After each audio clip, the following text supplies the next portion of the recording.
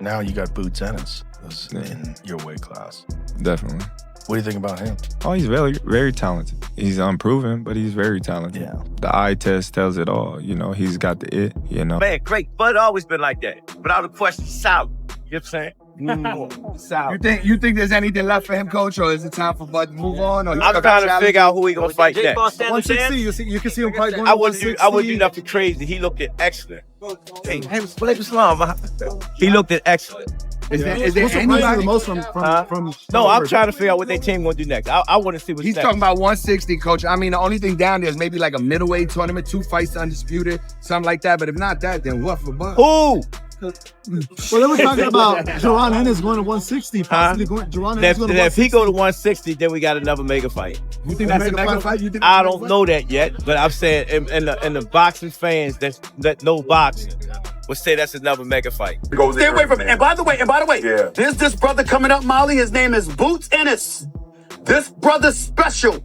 You don't want to go in the ring against after that beating. Molly, it was so bad. I swear to y'all, I am not exaggerating. Yeah. You know how I got calls about. Terence Bud Crawford has shocked the world once again.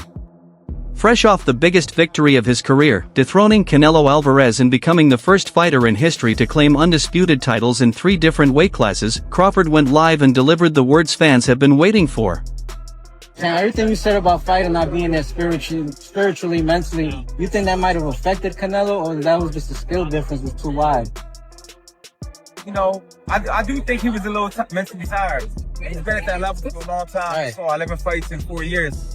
That's a lot. Timing was perfect for Crawford. Yeah. He said it himself at the press conference. You see, timing was perfect timing, everything. That's right. His whole career was on timing. He was mentally tired, but you gotta give Crawford his credit, man. To keep your mind that mentally fresh and sharp and go out there and perform like that, that's a win itself. Not even just beating your opponent, but your mind to be that fresh, come fight that. It's a reason. How are you feeling to be Chris Eubank's trainer, first of all? It feels good, man. You know what I'm saying? I've been this trainer before, so Yeah, it's good. it's a no-brainer. Of course. Congratulations on the win. What's your first reactions to Crawford's victory? One of the greats of this era, right? Oh, definitely. You know that. What do you want to see him do now? What I want to do now? What do you want to see Crawford do next? He at this point now in his career where he could do whatever he wanted to do. Who would you like to see him fight? Any names? Is there any names in particular you'd like to see? It doesn't matter. What about Canelo? Would you like to see him retire? I don't. Canelo's not my responsibility. Okay. He's ready to face Jaron Boots Ennis. That's right. One of the most avoided fighters in boxing. One of the most dangerous young champions in the sport. And now, the man many already call the GOAT is lining up Boots Ennis as his next challenge. This fight could be a passing of the torch. It could be a clash of eras. Or it could be the moment Crawford proves, once and for all, he's untouchable. Let's break it down. Crawford didn't just beat Canelo Alvarez, he flipped the boxing world upside down. Before the fight, critics doubted him. Could a man who built his legacy at 135, 140, and 147 really handle a natural 168-pound powerhouse like Canelo? Should Bud go to 160? I think Bud should do what he want to do. Are you going to the cross parade on Saturday? I believe I am going. Yes, I believe that I am going. I have to look at my schedule and stuff. But Crawford didn't just survive. He dominated. He outboxed, outsmarted, and outclassed Canelo over 12 rounds to earn a decisive victory. Canelo can't really keep up with him. He was too fast. His footwork was too good. Do you think the scores was right on, or do you think maybe it was a little more towards Bud? What was the scorecards? 115, 113, 116, 112. Yeah, that's about right. Yeah? I feel like Bud damn near basically won every round, so. Yeah. But yeah, that's about right. You can say that. Now, with this accomplishment, Keyshawn, is he on the Mount Rushmore of Hell boxer? yeah. Yes.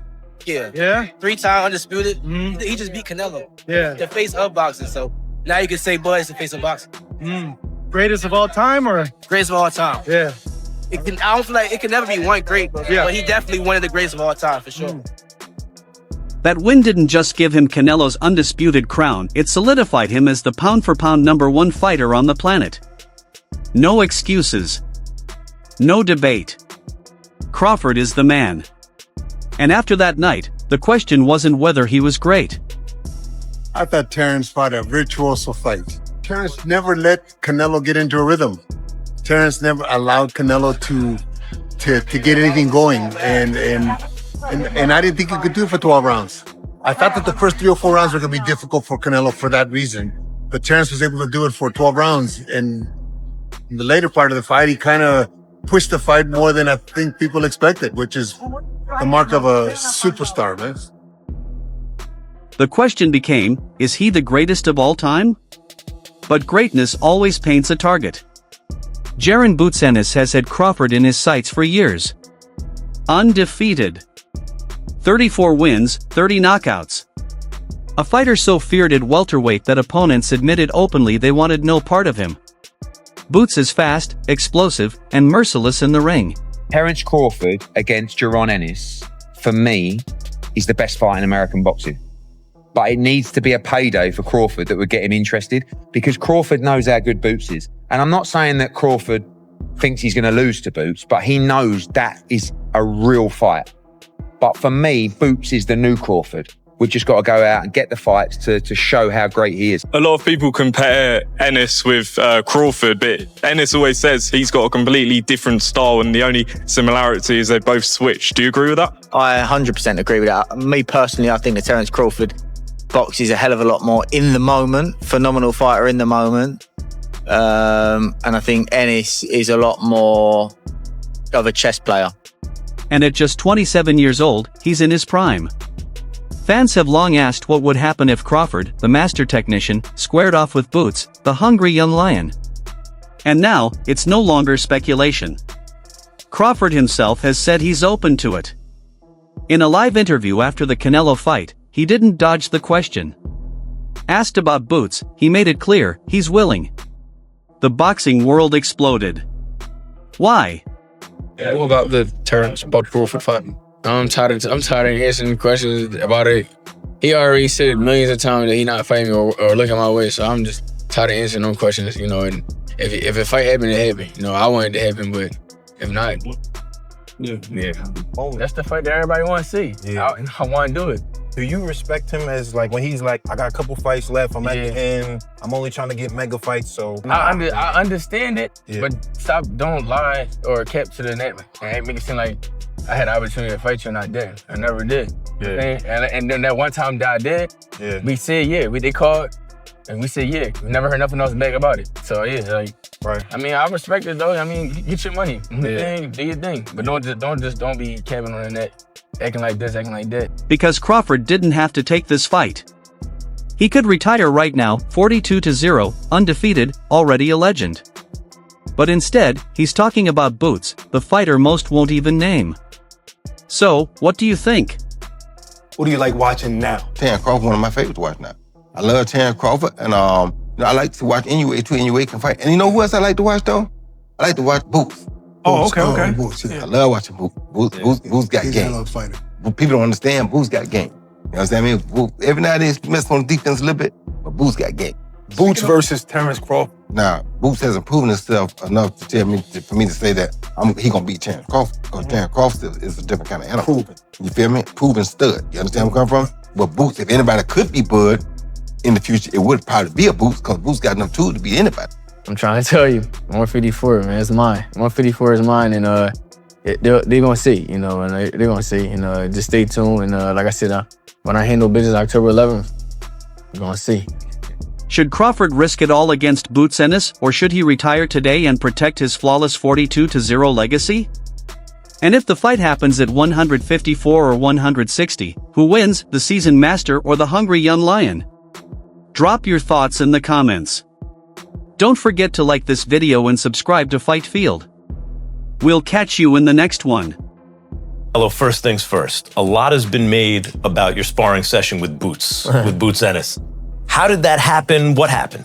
I cannot say much, but he called us and say if he can go and sparring with me and everything. I say, of course, right? A fighter like me, we always want great sparrings because there is the thing, right? And I have history with the family because 14 years ago, his older brother helped me for Sugar Shane Motley and Alfonso Gomez. So it's Derek Ennis. So he helped me. So he was 14 years old at that time, by the way. And it was good, very good. And I'm very grateful with him because he made that time to go and give me a good work. Now it's here, Key. You ready? Man? Yeah, of course, baby. Going this way? Man. You know, it's a fight you ain't gonna want to miss, man. One time back. I told you the comeback 2025 is the key. What do you think about Ennis joining Canelo for the Crawford camp? Hey, good stuff. You think that matters? That's beautiful. Anywhere. That's beautiful, man. You know, when you. It's a good move. That's world class. That's, you know, I mean, it's the best switch hitter he can get. That's not his opponent, you know. It's champions working with champions, you know. In the modern day and age, man, you don't get that a lot, you know. It reminds me back when I was supposed to fight Martha with Maidana, and I got Sean Porter for sparring. Thank you, boss. You're the You best. know, so I like it. Do you think Ennis is the guy to give Crawford like trouble in there if they were ever to fight? I think that'd be a great fight. You know, the young hungry lion versus the legend. That would be a hell of a fight. Maybe 160. If it's a vacant title at 160, I think that they can make that happen for sure. I think it just has to make sense for both parties. You know what I mean? Yeah, I think if there's a vacant belt, Crawford's gonna want to be 6th division champion, and then he'll make Ennis move up to 160. I think they could do it at 160. He's not me. Yeah. You know, as much as a lot of people, you know, say we have similarities and you know we switch a lot and we fight a lot. He's not me, you know, and I'm not him. So yeah. Tim had said comparison that like he's like a Chrysler 300 and you're like a Bentley. Yeah, like once again, like he's not me. You know, he's trying to get to where I'm at. You know, he's where he at, I'm where I'm at. You know, he got a long way to go.